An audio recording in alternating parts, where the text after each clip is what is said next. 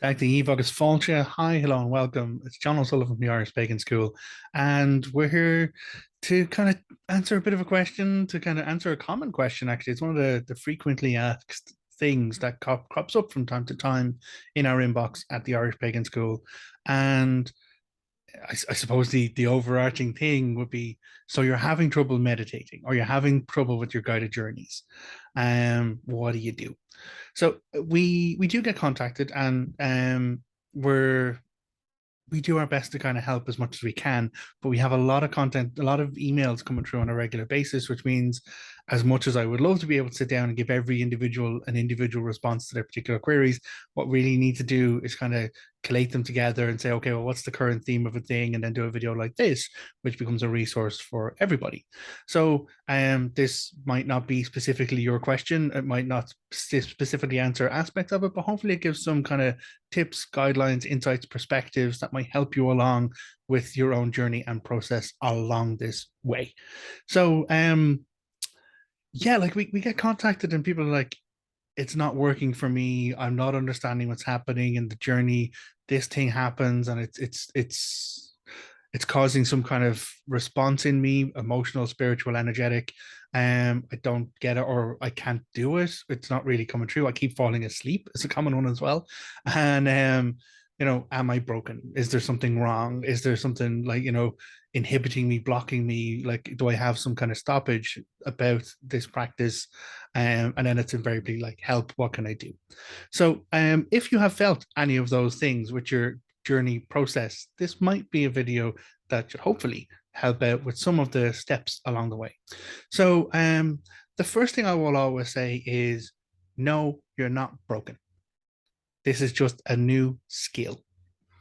And the most disappointing and frustrating thing that every artist knows, and every person who kind of tries to develop themselves knows, is that you have to be willing to be bad at it.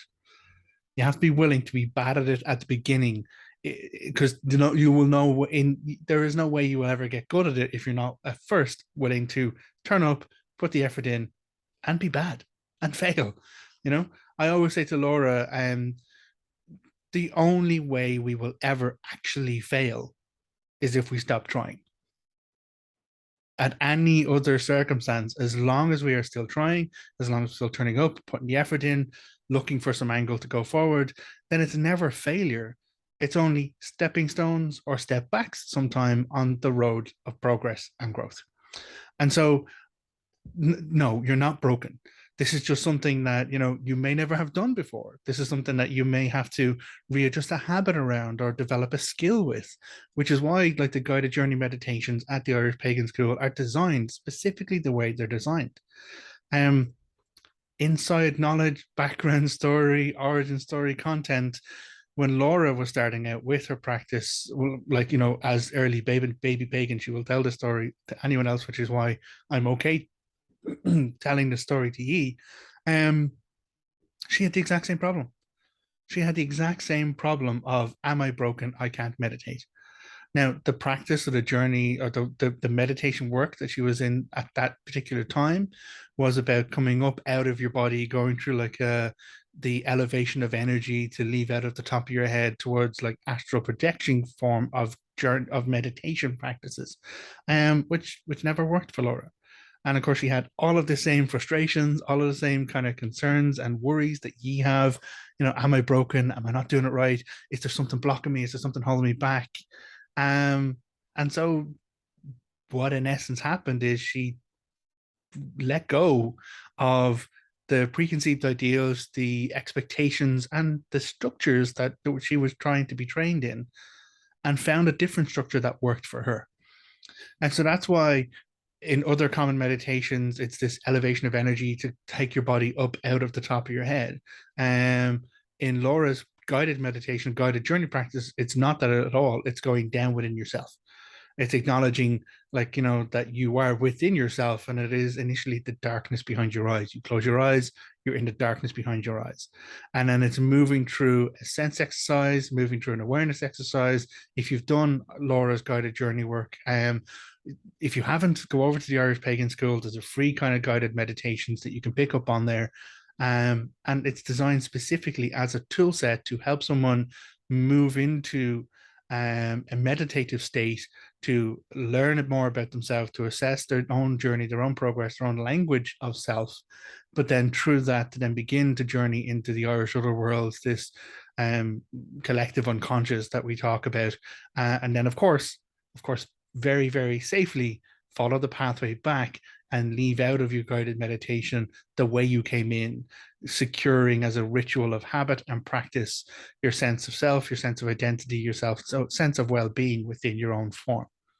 So again, most who are probably watching this video, a lot of people who may have actually done some of the journey stuff already will know what I'm talking about. But that is in brief the skill set, the opening of the journey, the taking you down within yourself, then the journeying through self, through the understanding of your own psychological landscape, which is in Laura's practice defined as a beach.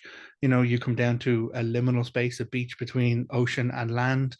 Whatever way that beach looks like, it is your beach. It is in essence a structural manifestation of yourself within your own mindset, and it's there within on that beach that you deal initially with yourself first, with the aspects of self, the good, the bad, the again, good and bad, not really relevant terms actually. I shouldn't use those at all, but it's the aspects of our own identity, the psychological aspects. If you want to kind of map it on Jungian psychology, the archetypal kind of forms of your personas, your anima, your animus, your shadow self, like, all of the aspects that make up your own psychological kind of structure, the psychological building blocks that make you who you are.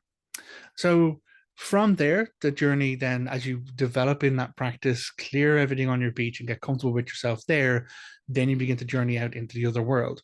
And that's when you begin to interact with other energies, entities, gods, gods, goddesses, denizens of the other world, etc., in that expanded form of meditation and journeying, which is why it's called journeying, which comes from the ancient Irish stories known as the Octree and the Imrama, which are these tales of other world journeys in essence.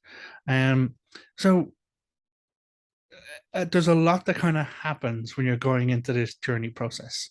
And as I said, it's a new skill. Even if you have practiced meditation for many years, even if you've kind of done multiple different ways and multiple different journeys, coming to this and this format of journey, it is something that takes time. It's something that takes habit to develop. And that's what we always say. The best thing you can do is keep turning up for yourself. Keep it taking those 5 minutes for your journeys whenever you can, on a daily practice if you can, or put in, once a week you take a longer kind of journey or longer guided meditation for yourself. And as ever, document your findings.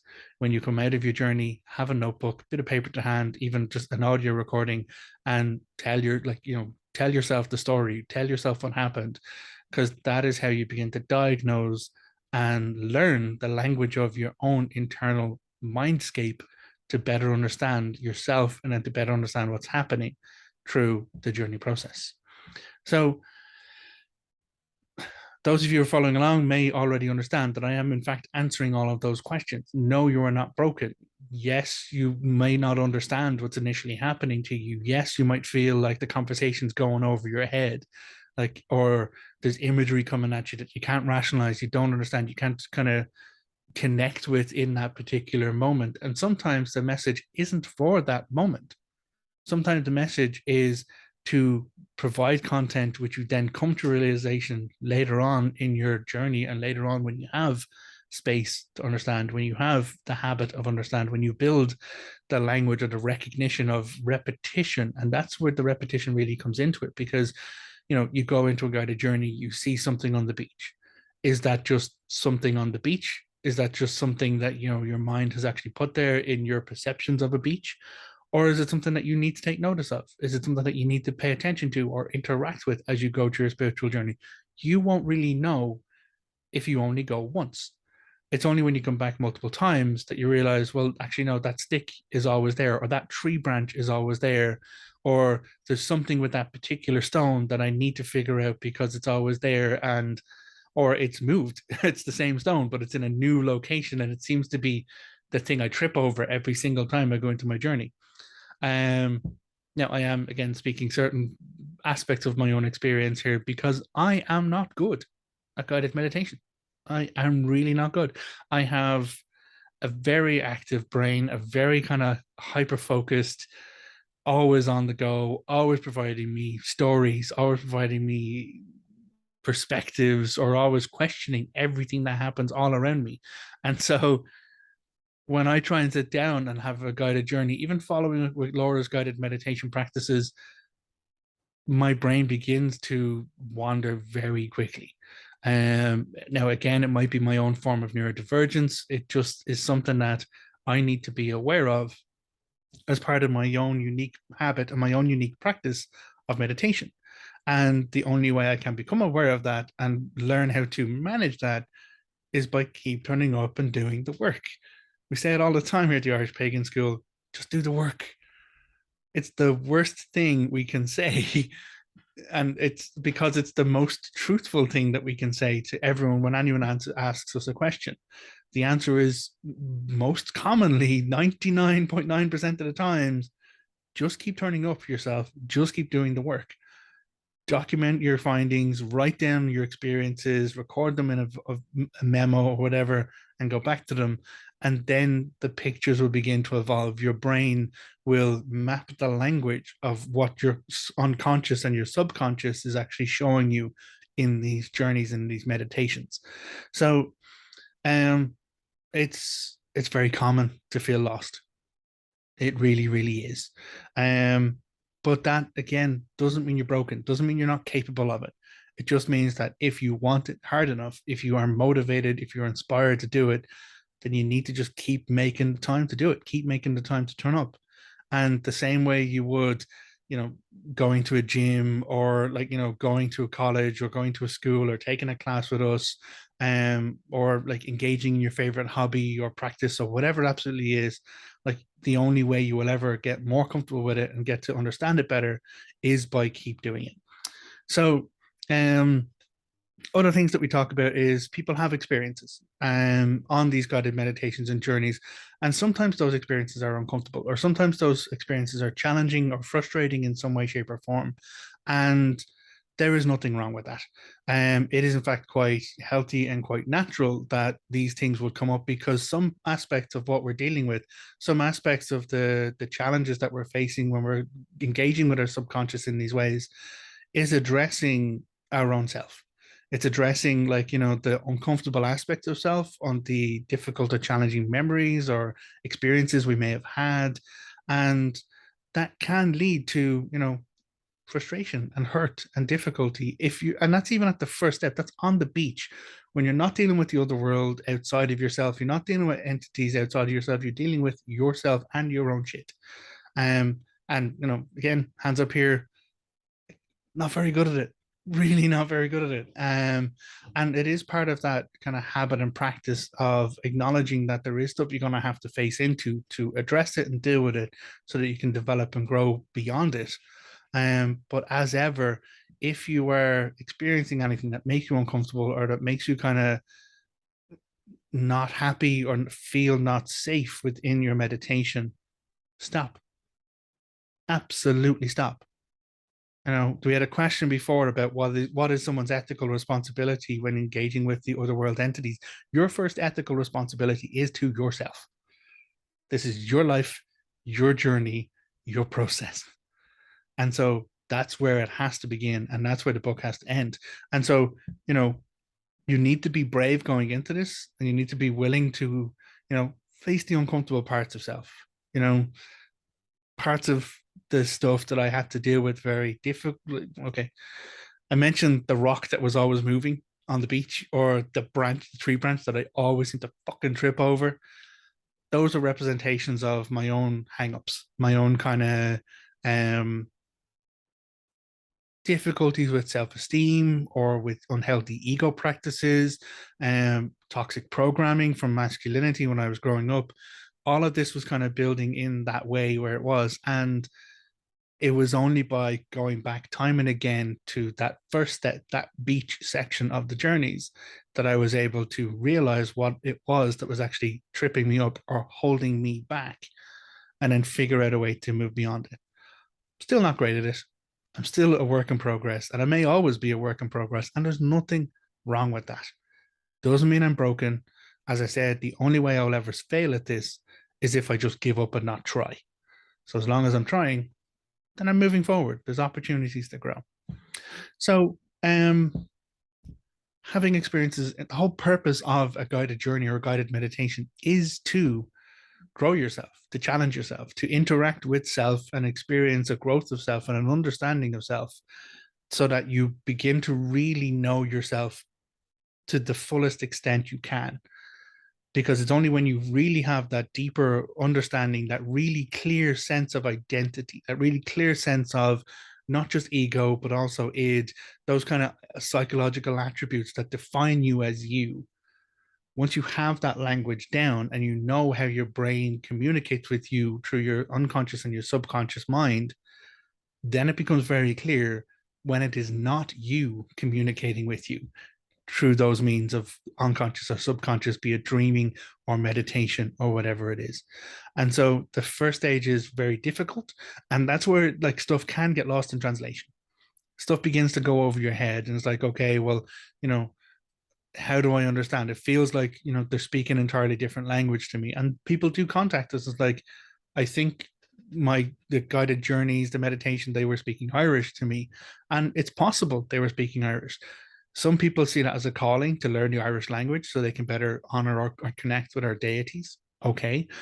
It might also be the fact that, you know, you haven't kind of tuned in, or we haven't gotten to, the person doing the journey hasn't gotten to the point of connection enough that the words no longer block them, that the understanding is no longer defined by pure language. Because again, whatever we're experiencing on these journeys is feeding directly, it's bypassing our ears entirely. It's going directly into our brains. It's going directly through our unconscious, subconscious into our conscious experience. And so there is always that translation. And I kind of put it very funnily.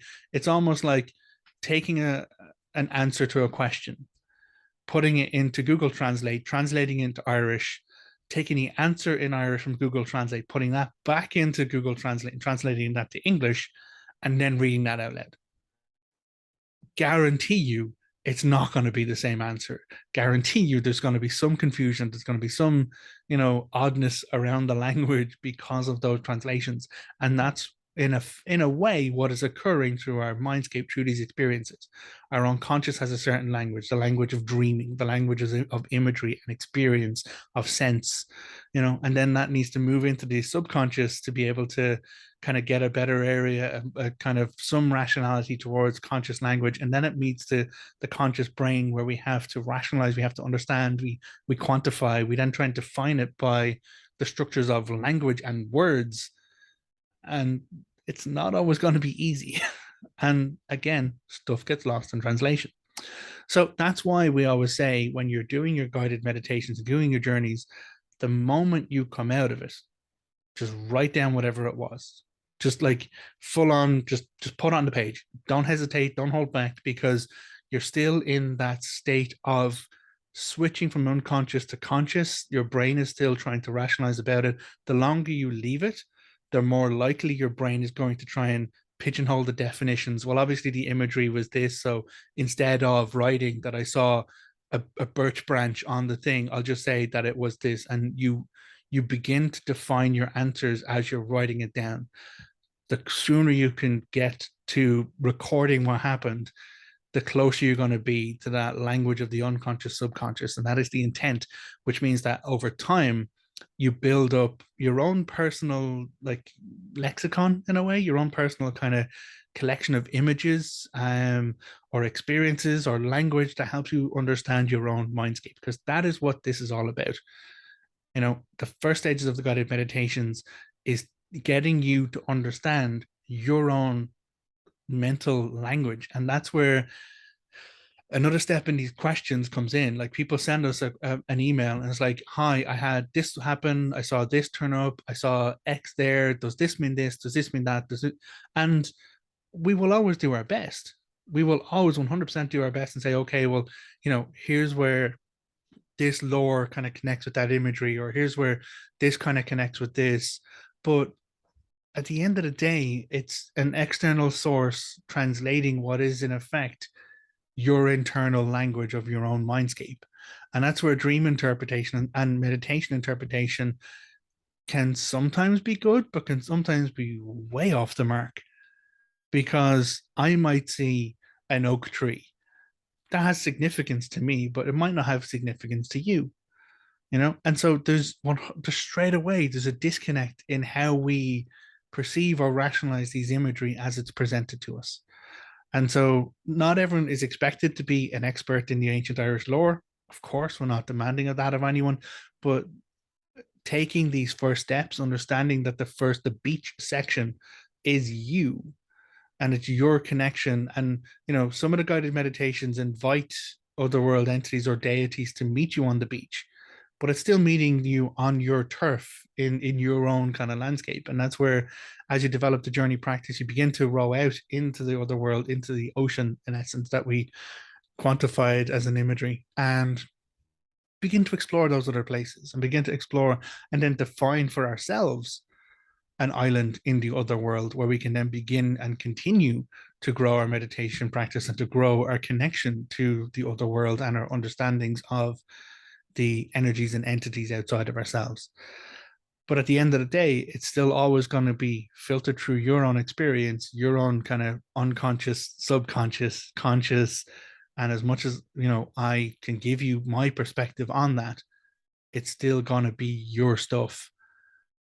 And that's what you need to that's what all of us need to embrace about this process. Ask for guidance if you need guidance, absolutely.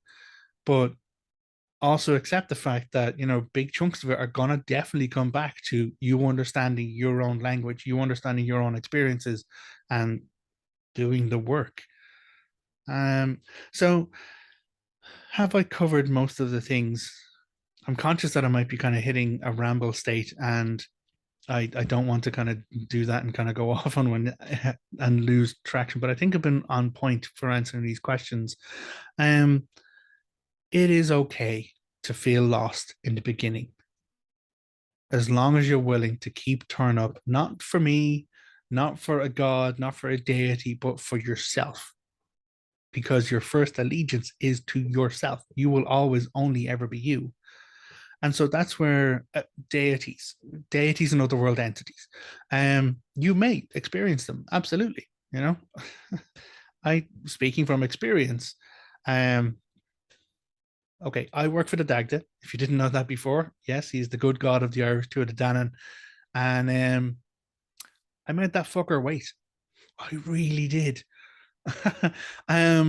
I was very much in a different state of mind when I began my spiritual journey. I was very locked down and shut down for my own mental health and safety and security reasons, and at the worst case, fear, because I was afraid of my potential. Always was, still am to a certain degree. Different thing for different day. But I began to become aware of the Dagda. I then shut that door firmly. I was like, no thanks, not today. I shut him out the same way I shut out the Morrigan when she offered me a job, and I was like, no thanks, not today. But he always seemed to have had my card marked even before the Morrigan kind of invited me to have a chat. It's entirely possible he was just there. He had called dibs on the John shape that he needed for his work, which may be why she tried to take me out from under his collection. Again, we don't know for sure, speculative. But the moment I started to begin my journey, begin my practice, fucker was there straight away. It was like, oh yeah, yeah, hi, you've opened the door. I'm here. I've been waiting. Come on, we got to get to work. And I'm like, no, I need to do my work on me. And he's like, that will stay there. I need you over here to do this. And that's in essence how I began to work with the Dagda, which is why I still have shit on my own personal beach to figure out, to sort out, because I'm off doing his work as well. But you do experience deity. You may experience deity and entities of the other world from the very beginning. It's entirely possible. But it is also, again, beholden to you. Your first responsibility is the self, and you are empowered within your own self to say, not today. I need to do my own stuff. And when I'm ready, then I'll be worthy of the work. Or when I'm ready, then I'll be capable of the work. Um, the reason why, again, I'm in a slightly different thing is because I made a promise. I made a promise. I swore myself to dag the work. Um, and that is the contract I made. And that is why dag the work takes precedence over my own work.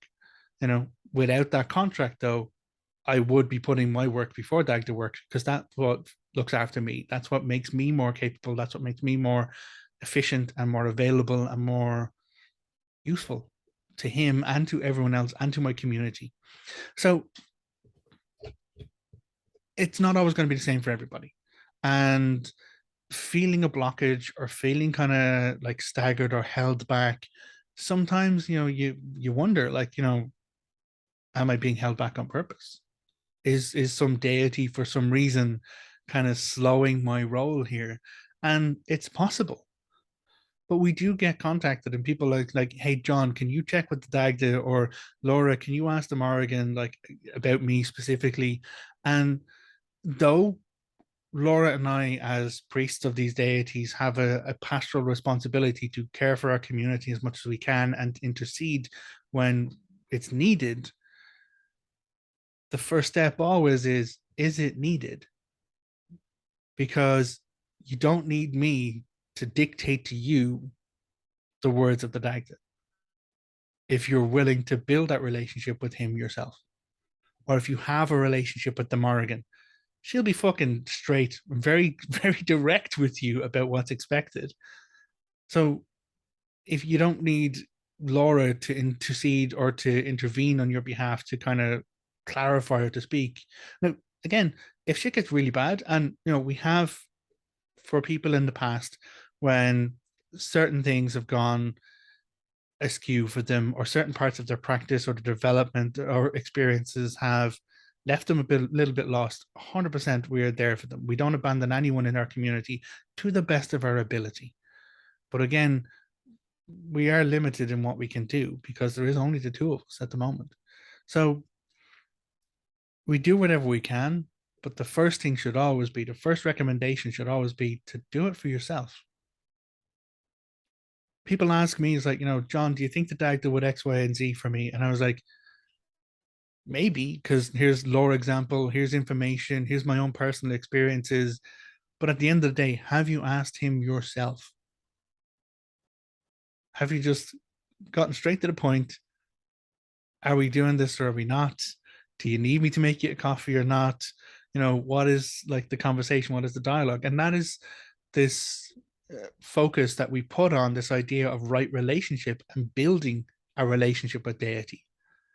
It's not a case that everyone who kind of has a meditation experience is straight away beholden to the Dagda and must go work for the Dagda and must, he's not into the hard game of recruiting, in my experience.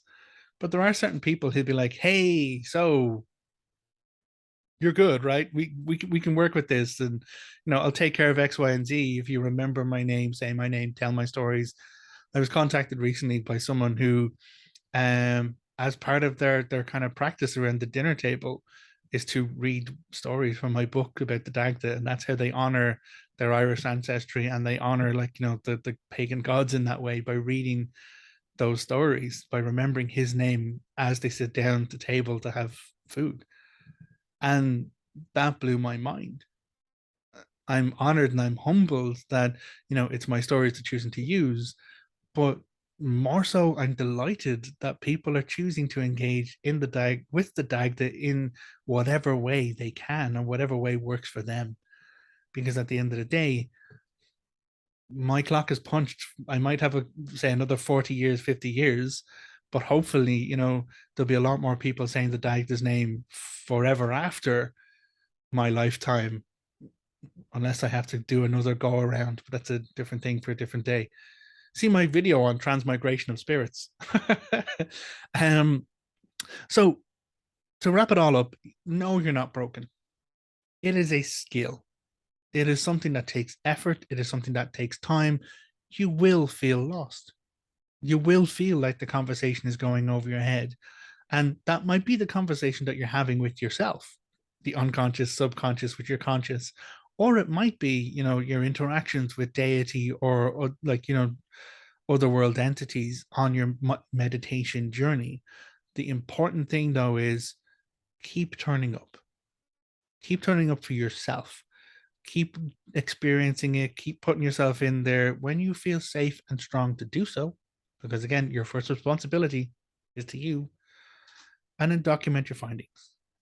That's the only thing that will really begin to make sense of the experiences that you're going to have and this translation of translation that occurs between the different facets of the human mind. So I hope this has helped to answer some of your questions. As I said, we get all of these different types of questions from many different aspects, and that's why we like to try and do this central video to answer as much as we can and to provide a resource for everyone else, because you don't know, maybe someone else is experiencing something similar but hadn't got to the point of asking the question yet. So thank you, all of you who have asked us questions. Really, really appreciate it. And hopefully there's been some answer or something in this video that has ticked boxes for you, made sense for you, and it's something that you can take on board and carry forward from the moment, because our own allegiance is to ourselves first. And if we're not growing, then we're staying still. So consider how it is you're going to turn up for yourself today.